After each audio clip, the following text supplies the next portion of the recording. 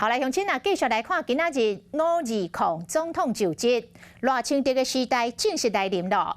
早起的9点，这个就职典礼正式来开始。罗总统发表就这个就职的演说，伊讲伊伫未来，这个未来做总统的每一天，拢会视民如亲，都是甲百姓看作是家己的至亲，安尼来关怀。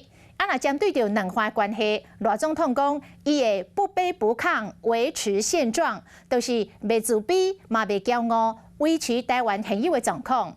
罗总统嘛呼吁着中国用认真、严肃的态度来看待着中华民国存在的事实，尊重台湾人民的选择。